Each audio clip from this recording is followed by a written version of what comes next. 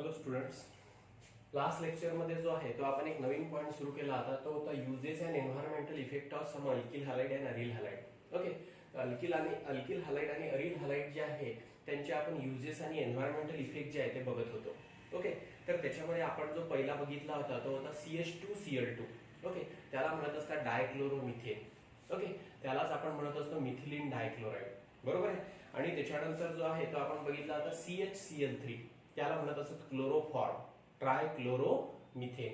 तर या दोघांचेही जे आहे ते आपण तिथे युजेस आणि एन्व्हायरमेंटल इफेक्ट जे आहे ते बघितले होते. तर आता याच्यामध्ये नेक्स्ट जो तुम्हाला दिलेला आहे, नेक्स्ट जो हॅलो कंपाऊंड तुम्हाला दिलेला आहे की ज्याचे युजेस आणि एन्व्हायरमेंटल इफेक्ट जे आहे ते आज आपल्याला बघायचे आहे, तर तो आहे CCl4.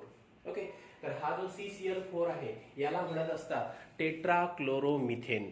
ओके, तर आता हा जो आहे CCl4 याला म्हणणार टेट्राक्लोरोमिथेन, यालाच म्हणणार आपण इथे कार्बन टेट्राक्लोराइड. ओके, कार्बनला इथे जे आहे ते 4 Cl अटॅच आहे म्हणून इथे काय म्हटलेलं आहे, कार्बन टेट्राक्लोराइड.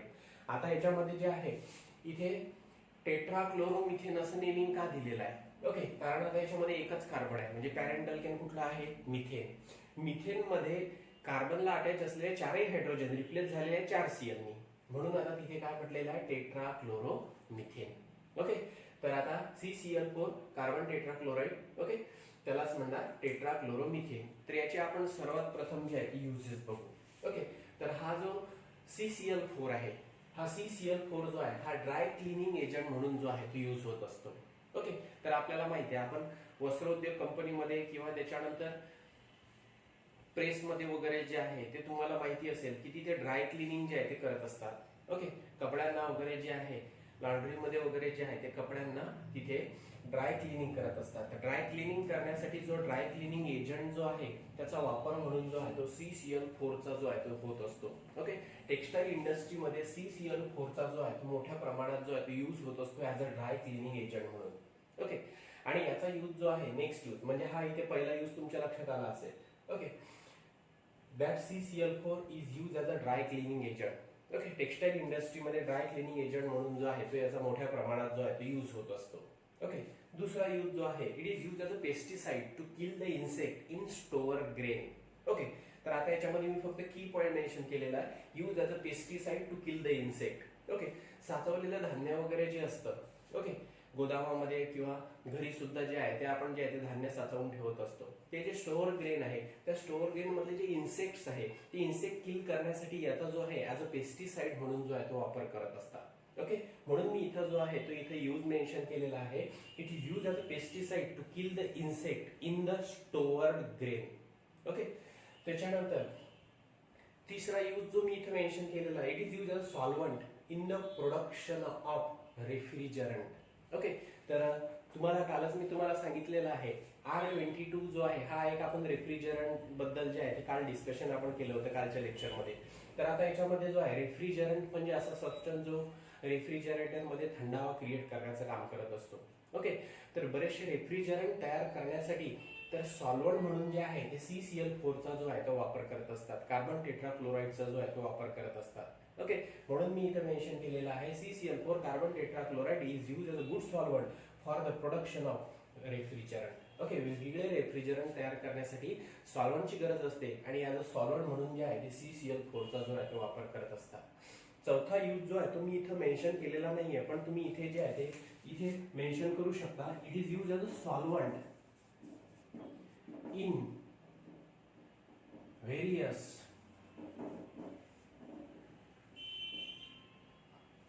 organic reactions. ठीक आहे, it is use as a solvent in various organic reaction. बऱ्याचशा ऑर्गॅनिक रिएक्शन मध्ये जे आहे तो याचा सॉल्वंट म्हणून जो आहे तो यूज होत असतो. ओके, तर हे जे 4 युजेस आहे या 4 पैकी कुठले 2 युजेस जे आहेत ते व्यवस्थित लक्षात ठेवायचे. ओके, तर मी कुठले कुठले सांगितलेले आहे, हा जो CCl4 आहे हा CCl4 as a dry cleaning agent म्हणून जो आहे तो टेक्सटाईल इंडस्ट्रीमध्ये जो आहे तो यूज होत असतो. ओके, तो जो आहे तो पेस्टिसाइड म्हणून जो आहे त्याचा वापर करत असतात. It is use as a pesticide to kill the various insects in stored grain. Okay, त्याच्यानंतर जे आहे ते आपण थर्ड यूज म्हणू शकतो, it is use as a solvent in the production of refrigerant. Okay, रेफ्रिजरंटच्या प्रोडक्शनसाठी याचा जो आहे तो सॉल्वंट म्हणून वापर होत असतो. त्याचबरोबर याचा जो आहे तो सॉल्व्हंट म्हणून जो आहे तो वेगवेगळ्या ऑर्गॅनिक रिएक्शन मध्ये जो आहे तो त्याचा यूज होत असतो. ओके, ऑर्गॅनिक सॉल्व्हंट म्हणून जो आहे तो याचा वापर होत असतो वेगवेगळ्या ऑर्गॅनिक केमिकल रिएक्शन मध्ये. ओके, तर हे झालेले आहे त्याचे युजेस. आता पर्यावरणावर त्याचे कुठले इफेक्ट घडून येतात. ओके, त्याची एन्व्हायरमेंटल इफेक्ट काय आहे ते आपल्याला इथे बघायचं आहे. ओके, या CCl4 पासून हेल्थ रिस्क तर आहेच. ओके, पण नेमके कुठले जे आहे ते प्रभाव मानवी शरीरावर म्हणा किंवा एन्व्हायरमेंटवर जे आहे ते घडून येत असतात ते आपल्याला जे आहे ते इथे बघायचे आहे. ओके, तर आता याच्यामध्ये पहिला एन्व्हायरमेंटल इफेक्ट जो मी इथे मेन्शन केलेला आहे, on contact it causes eye irritation. Okay, डोळ्याच्या कॉन्टॅक्टमध्ये जर हा CCl4 जो आहे तो जर आला तर त्याच्यामुळे जे आहे ते आय इरिटेशन जे आहे ते होण्याला सुरुवात होते. म्हणजे डोळ्यामध्ये जे आहे ते जळजळ होणे, डोळे दुखायला लागणे, डोळे लाल होणे, तर अशा प्रकारचं जे आहे ते तिथे जो आहे तर तिथे एन्व्हायरमेंट तिथे जो आहे इफेक्ट जो आहे तो डोळ्यावर घडून येत असतो. म्हणून जे आहे मी इथे काय म्हटलेलं आहे, on contact. Okay, CCl4 on contact it causes eye irritation. त्याच्यानंतर damage central nervous system. Central nervous सिस्टीमला सुद्धा जो आहे तो डॅमेज करू शकतो. त्याच्यानंतर ओमिटिंग सेन्सेशन. ओके, तर ओमिटिंग सेन्सेशन म्हणजे ओमिटिंग होणार अशा प्रकारचं सेन्सेशन जे आहे ओके ते जाणवायला लागते. ओके, आता तुम्हाला माहिती आहे, तुम्हाला ओमिटिंग सेन्सेशन जे आहे याच्यावर जास्त डिस्कशन करायची गरज नाही. तर तुम्हाला लक्षात आलं असेल की सेंट्रल नर्वस सिस्टीमला डॅमेज तर करतोच, तो ओमिटिंग सेन्सेशन सुद्धा जे आहे ते जाणवते जर आपण हा CCl4 जो आहे तो जास्त प्रमाणात शरीरामध्ये जर इनहेल केला तर. ओके, त्याच्यानंतर डिझिनेस म्हणजे मी तुम्हाला काल सांगितलेलं आहे, चक्कर वगैरे येण्यासारखं जे आहे फिलिंग जे आहे ते स्टार्ट होत असतं. ओके, त्याच्यानंतर अनकॉन्शियसनेस किंवा डेथ सुद्धा जी आहे ती होऊ शकते. म्हणजे हाय क्वांटिटीमध्ये किंवा लार्जर अमाऊंटमध्ये हा CCl4 जर आपल्या शरीरामध्ये जर आपण इनहेल केला तर आपण अनकॉन्शियस तर होतोच, बेशुद्धपणा तर आपल्याला येणारच. ओके, त्याचबरोबर जे आहे जास्त क्वांटिटीमध्ये जर शरीरामध्ये जर तो इनहेल झाला तर सडन डेथ होण्याचे सुद्धा जे आहे ते चान्सेस असतात. ओके, तर हे जे आहे हे CCl4 चे जे आहे ते एन्व्हायरमेंटल इफेक्ट आहे. हा जो आहे मी एका पॉईंटमध्ये जे आहे की पॉईंटमध्ये जे आहे मेन्शन केलेला आहे. ओके, तर आता याच्यामध्ये जे आहे हा पहिला मेन्शन कसा करायचा, CCl4 on contact with eye it causes eye irritation. Okay, it also damage the nerve cell. Okay, NC म्हणजे इथे मी मेन्शन केलं nerve cell. Okay, omitting sensation. Okay, it also causes the dizziness. Okay, it causes the unconsciousness or sudden death. Okay, तर हे जे आहे त्याचे काय आहे एन्व्हायरमेंटल इफेक्ट आहे. आणि हा जो CCl4 आहे त्याचा सर्वात मोठा जर आपण एन्व्हायरमेंटल इफेक्ट जर बघितला तो आहे ओझोन डिप्लिशन. हा जो आहे हा ओझोन डिप्लिशनला जो आहे तो मदत करत असतो. ओके, सूर्यापासून निघणारे जे अतिनील किरण आहे, अल्ट्राव्हायलेट लाईट आहे, तर ते ओझोन लेअरमुळे जे आहे ते पृथ्वीवर डायरेक्टली जे आहे ते पडत नाही. ओके, त्याच्यामुळे जे आहे ती प्रोटेक्टिव्ह लेअर म्हणून जे आहे ती आपल्याला तिथे प्रोटेक्ट करून राहिलेली आहे. ओके, तर आता ती जी ओझोन लेअर आहे ते ओझोन लेअरचं डिप्लिशन करण्याचं काम जे आहे तो तिथे CCl4 जो आहे तो करत असतो. हा CCl4 जो आहे हा जर एअर सोबत मिक्स झाला तर मिक्स झाल्यानंतर जे आहे ते ओझोन लेअर जे आहे ते ब्रेक करतो. आणि ओझोन लेअर जर ब्रेक झाली तर तुम्हाला माहित आहे सूर्यापासून येणारे जे अल्ट्राव्हायलेट लाईट आहे ते आपल्या शरीरावर पडणार आणि शरीरावर पडल्यानंतर ते स्किनला डॅमेज करणार आणि त्याच्यामुळे जे आहे ते स्किन कॅन्सर होण्याचे जे आहे ते तिथे चान्सेस असतील. ओके, तर हा सर्वात मोठा जो आहे तो त्याचा एन्व्हायरमेंटल इफेक्ट आहे, that CCl4 causes ozone depletion which is responsible for the skin cancer. Okay, तर आता याच्यामध्ये जे आहे एवढे जे आहे ते त्याचे एन्व्हायरमेंटल इफेक्ट आहे. ओके, आलं असेल तुमच्या इथे लक्षात. तर मी युजेस काय सांगितलेले आहे, तो ड्राय क्लिनिंग एजंट म्हणून यूज होतो. ओके, त्याच्यानंतर जो आहे तो पेस्टिसाइड म्हणून यूज होत असतो. तो जो आहे रेफ्रिजरंट जे आहे ते तयार करण्यासाठी सॉल्व्हंट म्हणून यूज होत असतो. त्याचबरोबर तो जो आहे तो वेगवेगळ्या ऑर्गॅनिक केमिकल रिएक्शनमध्ये ॲज अ सॉल्व्हंट म्हणून त्याचा वापर करत असतात. ऑर्गॅनिक सॉल्व्हंट म्हणून जो आहे तो त्याचा वापर करत असतात. हे झालं त्याचे युजेस. आणि एन्व्हायरमेंटल इफेक्ट जे आहे ते कुठले आहे, तो जो आहे तो आय इरिटेशन जो आहे तो घडून आणत असतो. डॅमेज नर्व सेलला जो आहे तो डॅमेज करण्याचं जो आहे तो काम करत असतो. ओके, तो ओमिटिंग सेन्सेशन जे आहे ते निर्माण करत असतो. ओके, त्याच्यानंतर डिझिनेस जे आहे त्या CCl4च्या कॉन्टॅक्टमध्ये जे आहे ते डिझिनेस जाणवत असते. ओके, चक्कर यायला सुरुवात होत असते. आणि त्याच्यानंतर जो आहे तो अनकॉन्शियसनेस सुद्धा जो आहे तो निर्माण करत असतो किंवा डेथ होण्याचे सुद्धा जे आहे त्याच्यापासून जे आहे ते चान्सेस असतात. ओके, आणि त्याच्यानंतर जो आहे तो CCl4चा सर्वात महत्त्वाचा एन्व्हायरमेंटल इफेक्ट ओके तो मी कुठला सांगितलेला आहे, ओझोन डिप्लेशन. हा जो आहे तो ओझोन डिप्लेशनला रिस्पॉन्सिबल आहे. आणि ओझोन डिप्लेशन जर झालं तर त्याच्यामुळे जे आहे अल्ट्राव्हायलेट लाईट जो आहे तो डायरेक्टली पृथ्वीवर पडणार. ओके, आणि अल्ट्राव्हायलेट लाईट जे आहे ते जर स्किनच्या कॉन्टॅक्टमध्ये जर आले तर तिथे जे आहे ते स्किन कॅन्सर होण्याचे जे आहे ते तिथे भरपूर जास्त चान्सेस असतील. ओके, प्रोटेक्टिव्ह लेअरला, ओझोन लेअरला डिप्लीट करण्याचं काम जो आहे हा करत असतो. तर हे त्याचे एन्व्हायरमेंटल इफेक्ट आहे आणि हे त्याचे युजेस आहे. ओके, तर होप तुमच्या लक्षात आला असेल. आपण कुठला बघितलेला आता इथे CCl4. ओके, आलं इथे लक्षात. हा जो आहे याला आपण काय म्हणता येईल आपल्याला, हा जो आहे हा हॅलोजन डेरिव्हेटिव्ह ऑफ अल्केन आहे. पण कुठला हॅलोजन डेरिव्हेटिव्ह ऑफ अल्केन आहे, हा poly halogen derivative of alkane आहे. ओके, स्पेसिफिकली मेन्शन करायचं झालं तर आपण काय म्हणू शकतो, हा tetra halogen derivative of alkane आहे. बॅरंट अल्केन मिथेन आहे. मिथेनचे 4ही हायड्रोजन रिप्लेस झालेले 4 Cl नी. ओके, म्हणून याला आपण काय म्हणू शकतो, tetra halogen derivative of alkane. Okay, tetra halogen derivative of alkane म्हणजेच कार्बन टेट्राक्लोराइड जो आहे त्याचे आपण आता युजेस आणि एन्व्हायरमेंटल इथे बघितले. ओके, आलं लक्षात. नेक्स्ट जो आहे तो तिथे आपण हॅलोजन डेरिव्हेटिव्ह ऑफ अल्केन जो आहे तो बघू. त्याच्या आधी जे आहे हे की पॉईंट जे आहे ते व्यवस्थित मेन्शन करून ठेवा, लिहून ठेवा. ठीक आहे.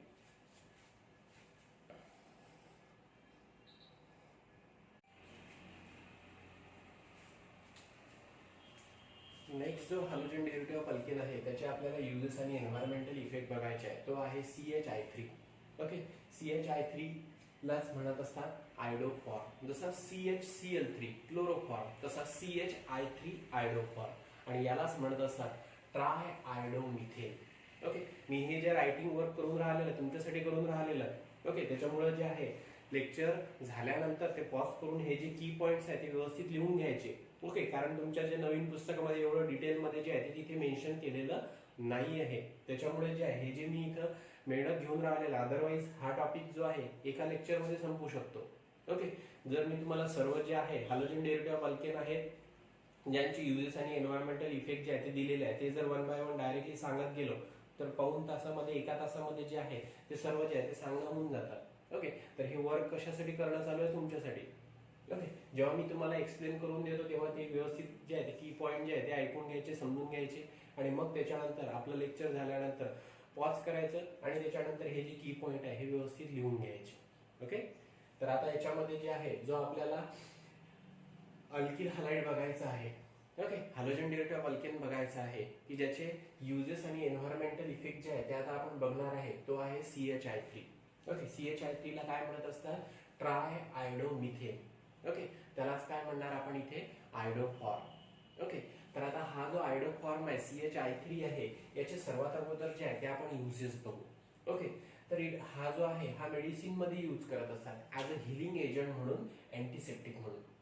ओके, तर आता याच्यामध्ये जे आहे तुम्हाला बँडेजची पट्टी वगैरे माहिती आहे, बरोबर आहे. म्हणजे एखाद्या वेळेस जर आपल्याला थोडंफार खर्चटलं असेल तर आपण डेटॉलची वगैरे जी आहे ती तिथे बँडेज जी आहे ती यूज करत असतो. त्या बँडेजमध्ये जर तुम्ही बघितलं असेल, ओके, तर तुम्हाला तिथे जो आहे एकदम सेंटरला जो आहे ती पट्टी जी आहे ती व्यवस्थित जी आहे जिथे जखम झाली असेल तिथे जी आहे ते आपण अशी चिटकवून देत असतो, बरोबर आहे. पण त्याच्या मधामध्ये एक येलो कलरचा जो आहे कापडासारखा भाग असतो. ओके, तर त्या कापडासारख्या भागामध्ये जे आहे तिथे मेडिसिन असते. तर त्या मेडिसिन मध्ये जनरली जो आहे तो आयडोफॉर्म सुद्धा जो आहे तो तिथे असतो, कारण तो जो आहे तो तिथे हिलिंग एजंट म्हणून जो आहे तो वर्क करत असतो.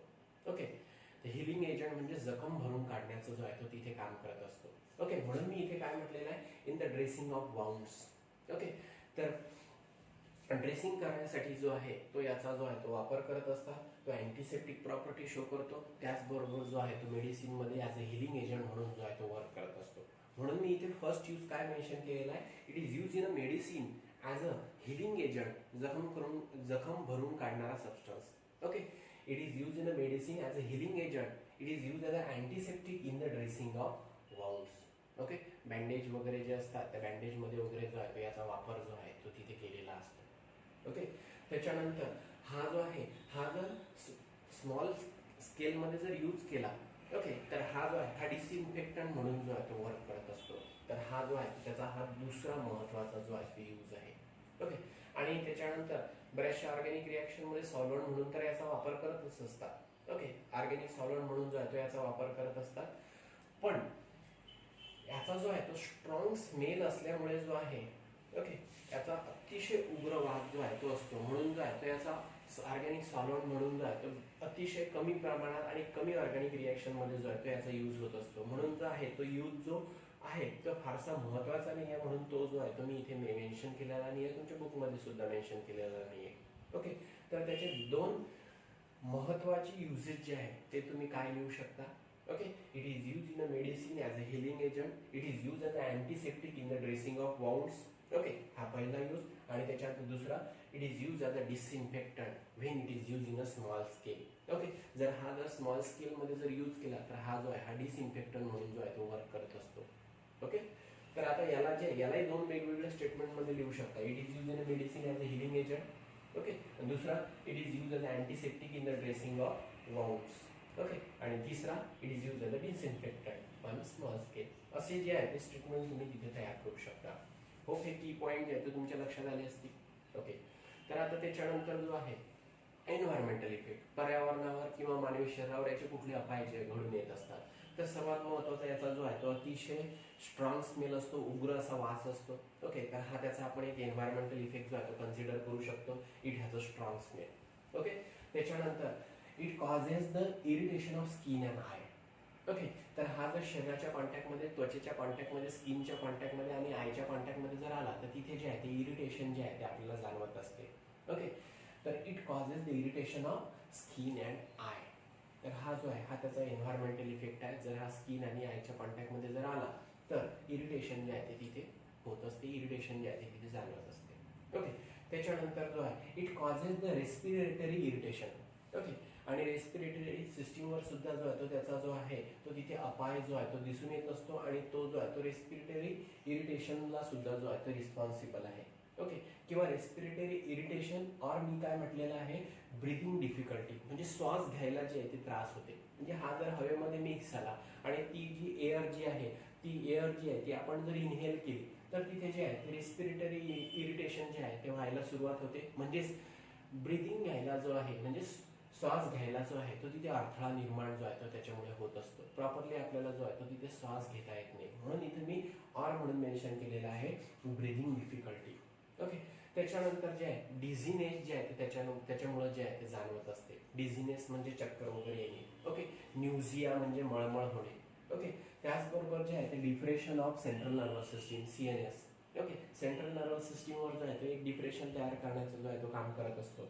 आणि त्याचबरोबर जे आहे व्हिज्युअल डिस्टर्बन्स जे आहे ते निर्माण होत असते, म्हणजे आपल्याला दिसायला वगैरे जे आहे ते त्रास होत असतं. ओके, तर अशा प्रकारची जे आहे ते अशा प्रकारची इफेक्ट जे आहे ते आपल्या मानवी शरीरावर जे आहे या आयडोफॉर्म पासून जे आहे ते घडून येत असतात. ओके, म्हणजे आता याच्यामध्ये आपण पहिला काय लिहिला, it has a strong smell.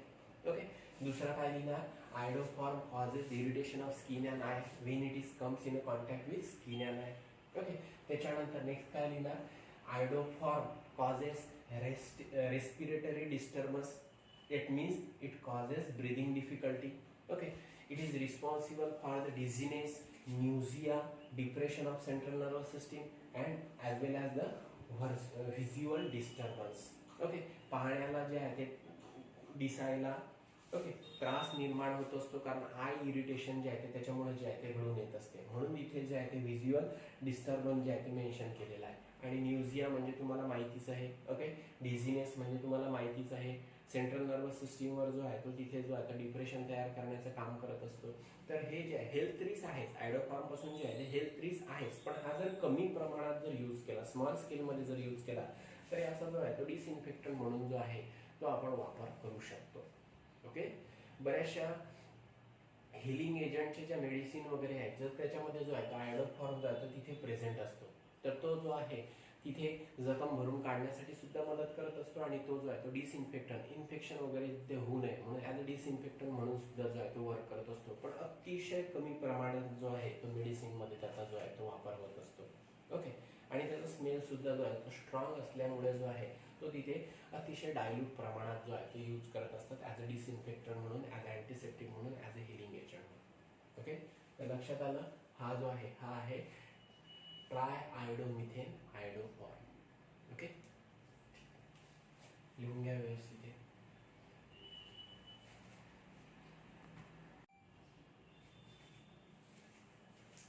Next जो कंपाऊंड तुम्हाला दिलेला आहे सिलेबसमध्ये ज्याचे आपल्याला युजेस आणि एन्व्हायरमेंटल इफेक्ट बघायचे आहे तो आहे DDT. ओके, तर आता हा जो DDT आहे त्याचा फुल फॉर्म बघा काय होतो. आता याच्यामध्ये मी इथे स्ट्रक्चर ड्रॉ केलेलं आहे, त्याच्यामुळे जे आहे ते तुम्हाला इथे जे आहे ते तिथे स्ट्रक्चरवरून जे आहे ते नेमिंग तयार करता येईल. आता याच्यामध्ये बघा, हा जो आहे हा इथे झाला पहिला कार्बन, हा दुसरा कार्बन, हा तिसरा आणि हा चौथा, म्हणजे पॅरा पोझिशनला सीएल अटॅच आहे. इथे बघा, हा पहिला कार्बन, हा दुसरा कार्बन, हा तिसरा कार्बन आणि हा चौथा कार्बन 1,4 पोझिशनला लिंकिंग आहे. म्हणजे आता इथे पॅरा पोझिशनला सीएल अटॅच आहे, पॅरा पोझिशनला सीएल अटॅच आहे, म्हणून याला काय म्हणणार आपण इथे पॅरा पॅरा डायक्लोरो. ओके, पहिले या दोन सीएलचा विचार करू. पॅरा पॅरा डायक्लोरो, त्याच्यानंतर दोन फिनिल रिंग आहे. ओके, म्हणून पॅरा पॅरा डायक्लोरो डायफिनिल. ओके, त्याच्यानंतर आता इथे 3 सीएल अटॅच आहे, 1 2 3, म्हणून याला म्हणणार ट्रायक्लोरो. पहिले काय म्हटलं मी, पॅरा पॅरा, ओके, डायक्लोरो डायफिनिल. आता 3 सीएल आहे, ट्रायक्लोरो, आणि पॅरेंट कंपाऊंड तुम्हाला जो आहे तो कुठला दिसतोय इथे, इथेन. ओके, 2 कार्बन आहे, हा एक पहिला कार्बन कन्सिडर करू, हा दुसरा कार्बन कन्सिडर करू. तर इथे जे आहे असे 2 कार्बन जे आहेत ते तिथे अटॅच आहे. ओके, हा एक कार्बन आणि हा एक कार्बन, म्हणून पॅरेंट अल्केन कुठला, इथेन.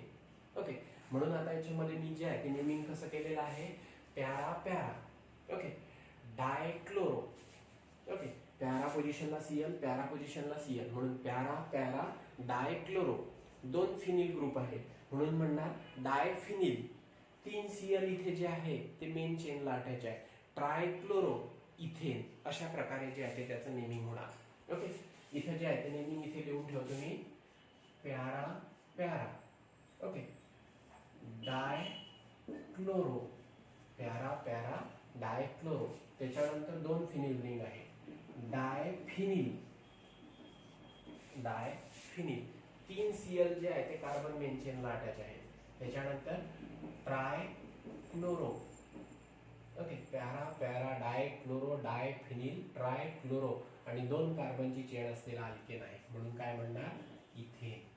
ओके, तर अशा प्रकारे जे आहे ते त्याचं नेमिंग होणार, para para dichloro diphenyl trichloro ethane. Okay, तर याच्यामध्ये जो आहे डी डी टी, इथे डी आहे. ओके, डायक्लोरो मध्ये, डायफिनिल मध्ये डी आहे. ओके, म्हणून डी डी. आता त्याच्यानंतर ट्रायक्लोरो इथेन मध्ये टी आहे, म्हणून काय म्हटलेलं आहे, डी डी टी.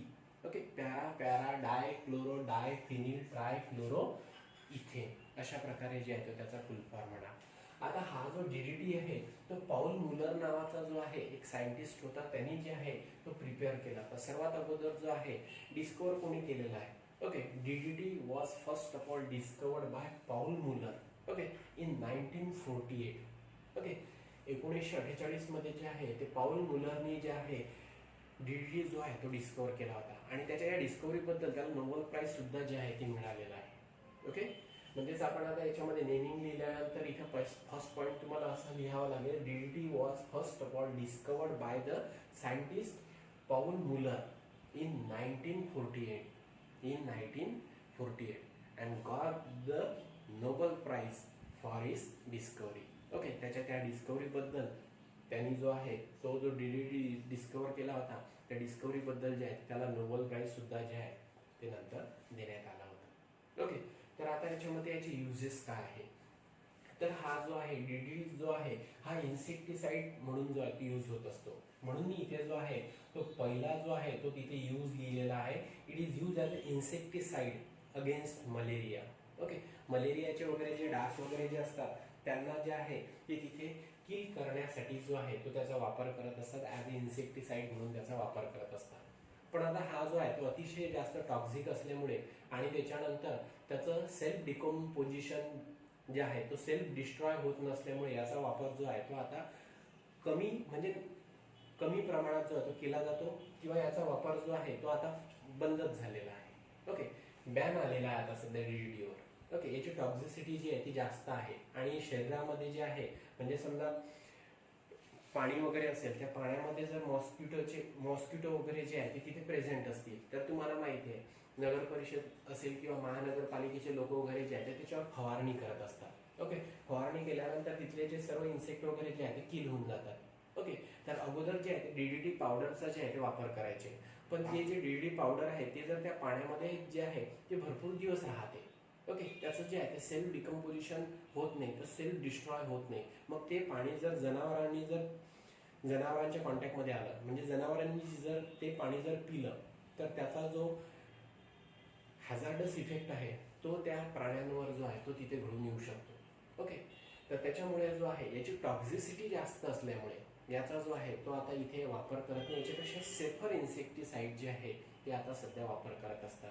पण अगोदर ऑर्गॅनिक कंपाऊंडची जी आहे ती डिस्कवरी व्हायची होती. याच्यासारखे बरेचसे इन्सेक्टिसाइड आणि त्याच्यानंतर इन्सेक्टिसाइड जे आहे ते डिस्कवर व्हायचे होते, दुसरे ऑप्शन्स नव्हते म्हणून जो आहे तो याचा वापर करायचे. पण आता जे आहे याच्यापेक्षा सेफर एजंट जे आहे, सेफर इन्सेक्टिसाइड जे आहे ते निर्माण झालेले आहे म्हणून त्याचा वापर जो आहे तो आता जास्त होतो. याचा वापर जो आहे तो अगोदर जास्त व्हायचा आहे, आता जो आहे तो याचा वापर अतिशय कमी प्रमाणात जो आहे तो केला जातो कारण याची टॉक्झिसिटी जी आहे ती जास्त आहे. पण हा जो आहे तो इन्सेक्टिसाइड म्हणून जो आहे तो तिथे यूज व्हायचा. It is use as a insecticide against malaria. Okay, त्याच्यानंतर हा जो आहे it is use to kill various insects.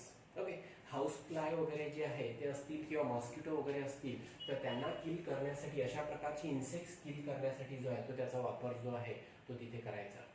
Okay, it is use to kill the various insects like mosquitoes and house fly because of its high and specific toxicity. Okay, याची toxicity हाय असल्यामुळे आणि specific असल्यामुळे हा जो आहे हा वेगवेगळे insect किल करण्यासाठी जो आहे तो त्याचा यूज करायचे. ओके, कुठले कुठले इन्सेक्ट मॉस्किटो आणि हाऊस फ्लाय वगैरे जे आहे ओके त्यांना किल करण्यासाठी जो आहे तो याचा वापर करायचे. आता याचे एन्व्हायरमेंटल इफेक्ट काय आहे? सर्वात पहिला जसं मी आता डिस्कशनमध्ये सांगितलेलं आहे, याचा सर्वात महत्त्वाचा जो पहिला एन्व्हायरमेंटल इफेक्ट आहे तो आहे it is not readily metabolise and not destroyed by the environmental destructive forces. Okay, हे जे एन्व्हायरमेंटल डिस्ट्रक्टिव्ह फोर्सेस वगैरे असतात त्यांनी जो आहे तो रेडियली जो आहे तो मेटाबोलाइज होत नाही आणि तो जो आहे तो डिस्ट्रॉय पण होत नाही. ओके, भरपूर वेळ जो आहे तो प्लांट्समध्ये, ॲनिमल्समध्ये, सॉईलमध्ये जो आहे तो एक्झिस्ट राहतो. ओके, त्याचं जे आहे ते सेल्फ डिकम्पोजिशन जे आहे ते घडून येत नाही. त्याच्यामुळे जे आहे आपली जी इकॉलॉजिकल सिस्टीम आहे ते डिस्टर्ब करण्याचा जो आहे तो हा काम करत असतो. ओके, त्याच्यामुळे हा जो आहे हा त्याचा सर्वात महत्त्वाचा जो आहे तो एन्व्हायरमेंटल इफेक्ट आहे. It is not readily metabolise.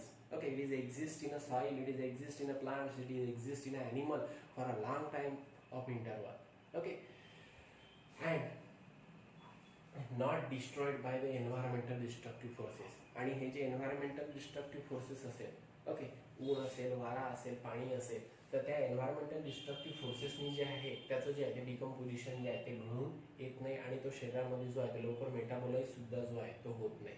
Okay, तर हा जो आहे हा त्याचा काय आहे एन्व्हायरमेंटल इफेक्ट आहे.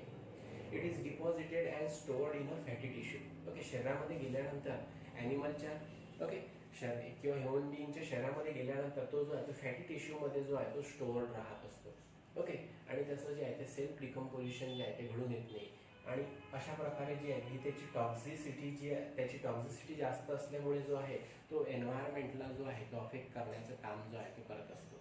ओके, इन शॉर्ट असं म्हटलं तरी चालेल, आपली जी इकॉलॉजिकल सिस्टीम आहे त्या इकॉलॉजिकल सिस्टीमला जो आहे तो डिस्टर्ब करण्याचं जो आहे तो काम करत असतो. ओके, त्याचं लवकर जे आहे ते मेटाबॉलिझम घडून येत नाही. ओके, त्याच्यानंतर तो लवकर डिस्ट्रॉय होत नाही एन्व्हायरमेंटल डिस्ट्रक्टिव्ह फोर्सेसमुळं. ओके, तो बऱ्याच वेळ जो आहे तो सॉईलमध्ये, प्लांटमध्ये, ॲनिमलमध्ये जो आहे तो स्टोअर्ड राहतो. ओके, ॲज अ फॉरेजन मटेरियल म्हणून जो आहे तो स्टोअर्ड राहत असतो. त्याच्यानंतर तो जो आहे तो स्टोअर्ड कशामध्ये राहत असतो? फॅटी टिश्यूमध्ये राहत असतो. तो जर असा दीर्घकाळ जर स्टोअर्ड राहिला आणि त्याचं मेटाबॉलिझम जे आहे ते झालं नाही, तो जर डिस्ट्रॉय झाला नाही तर अशा प्रकारे जो आहे तो काय करणार एन्व्हायरमेंटल सिस्टीमलाच म्हणजे इकॉलॉजिकल सिस्टीमला जो आहे तो तिथे इनबॅलन्स करण्याचं जो आहे तो काम करत असतो. ओके, तर हा जो आहे हा त्याचा काय आहे एन्व्हायरमेंटल इफेक्ट आहे. ओके, म्हणजे मग आता हा जो DDT आहे हा याच्यावर बऱ्याचदा क्वेश्चन झालेला आहे. ओके, तर याच्यामध्ये सर्वात अगोदर DDTचं स्ट्रक्चर ड्रॉ करायचं. स्ट्रक्चर ड्रॉ केल्यानंतर तो कोणी डिस्कवर्ड केला, त्याच्यानंतर कुठल्या इयरला डिस्कवर्ड केला ते मेन्शन करायचं. त्याच्यानंतर त्याचे युजेस मेन्शन करायचे की हा जो आहे हा इन्सेक्टिसाइड म्हणून जो आहे तो यूज होत असतो. तो वेगवेगळे इन्सेक्ट किल करण्यासाठी जो आहे तो याचा वापर करत असतात. ओके, तर त्याच्यामध्ये हाऊस फ्लाय असतील, मॉस्किटो वगैरे असतील तर यांना किल करण्यास तो काम करत असतो. एन्व्हायरमेंटवर कुठला त्याचा हॅझार्डस इफेक्ट असतो की तो रेडियली मेटाबोलाइज होत नाही, डिस्ट्रॉय होत नाही एन्व्हायरमेंटल डिस्ट्रक्टिव्ह फोर्सेसनी. ओके, आणि त्याच्यानंतर तो डिपॉझिट आणि स्टोअर्ड राहत असतो फॅटी टिश्यूमध्ये. ओके, प्लांट, ॲनिमल, सॉईल असेल, प्लांट असेल, ॲनिमल असेल, सॉईल असेल तर याच्यामध्ये जो आहे तो भरपूर वेळ जो आहे तो तिथे स्टोअर्ड राहतो. ओके, आणि अशा प्रकारे जो आहे तो आपल्या इकॉलॉजिकल सिस्टीमला जो आहे तो तिथे इनबॅलन्स करण्याचा जो आहे तो काम करत असतो. ओके, त्याचं सेल्फ डिकम्पोजिशन जे आहे ते घडून येत नाही. तर अशा प्रकारे जे आहे ते मेन्शन करायचं. ओके, DDTचा लॉंग फॉर्म काय सांगितलेला आहे मी तुम्हाला, para para dichloro diphenyl trichloro ethane. Okay, para dichloro diphenyl trichloro ethane अशा प्रकारे जे आहे ते त्याचं स्ट्रक्चर तिथे असेल आणि हे कम्प्लीट नेम असेल. ओके, आले इथे लक्षात. तर DDTचे युजेस आणि एन्व्हायरमेंटल इफेक्ट, तर हा सुद्धा पॉईंट जो आहे तो व्यवस्थित तिथे प्रिपेअर करून घ्या आणि जे मी इथं पॉईंट्स दिलेले आहेत ते व्यवस्थित लिहून घ्या. स्ट्रक्चर वगैरे ड्रॉ करा, फुल फॉर्म वगैरे जो आहे तो तिथे लिहून घ्या DDTचा. ओके.